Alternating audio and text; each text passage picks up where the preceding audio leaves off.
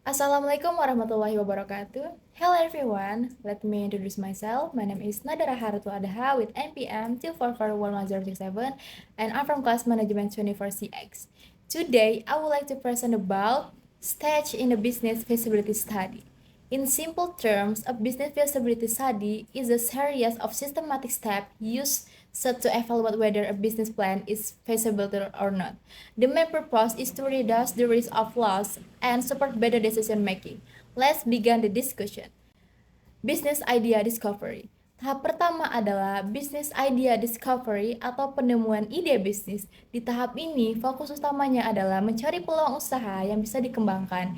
Ide bisnis bisa berasal dari berbagai sumber seperti kebutuhan pasar, tren yang sedang berkembang, atau bahkan dari masalah sehari-hari yang bisa dijadikan peluang. Jadi tahap ini menjadi fondasi awal sebelum bisnis benar-benar dirancang. Selanjutnya adalah preliminary research atau penelitian awal. Pada tahap ini dilakukan pengumpulan informasi awal terkait ide bisnis yang sudah ditemukan. Tujuannya untuk melihat gambaran umum apakah ide tersebut realistis atau tidak.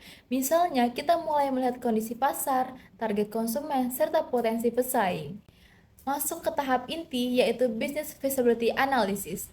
Disinilah dilakukan analisis yang lebih mendalam terhadap berbagai aspek bisnis seperti aspek pasar, keuangan, operasional, dan manajemen. Tahap ini sangat penting karena menjadi dasar utama dalam menentukan apakah bisnis tersebut benar-benar layak untuk dijalankan. Setelah analisis dilakukan, tahap berikutnya adalah decision making atau pengambilan keputusan. Dari hasil analisis sebelumnya, kita menentukan apakah bisnis tersebut layak dijalankan, perlu diperbaiki, atau justru sebaiknya tidak dilanjutkan. Keputusan ini harus didasarkan pada data dan analisis yang sudah dilakukan, bukan sekadar asumsi. Jika hasilnya menunjukkan bahwa bisnis layak dijalankan, maka masuk ke tahap implementation atau pelaksanaan. Pada tahap ini, semua rencana yang sebelumnya sudah dianalisis mulai direalisasikan. Jika hasilnya menunjukkan bahwa bisnis layak dijalankan, maka masuk ke tahap implementation atau pelaksanaan. Pada tahap ini, semua rencana yang sebelumnya sudah dianalisis mulai direalisasikan menjadi kegiatan bisnis nyata, mulai dari produksi, pemasaran, hingga operasional bisnis dijalankan secara langsung. Data dan informasi. Dalam studi kelayakan bisnis, data dan informasi memiliki peran yang sangat penting. Data adalah fakta atau angka yang belum diolah, sedangkan informasi adalah data yang sudah diproses sehingga memiliki makna. Keduanya digunakan sebagai dasar dalam melakukan analisis kelayakan bisnis. Pentingnya data. Data sangat penting karena dapat membantu menganalisis peluang usaha, mengurangi risiko bisnis, menjadi dasar pengambilan keputusan, serta mendukung perencanaan bisnis secara keseluruhan. Next, jenis sumber data. Sumber data dalam studi kelayakan dibagi menjadi dua. Yang pertama data primer, yaitu data yang diperoleh langsung dari sumber utama seperti wawancara, survei, dan observasi. Yang kedua, data sekunder, yaitu data yang diperoleh dari sumber yang sudah ada seperti buku, jurnal, laporan, atau internet.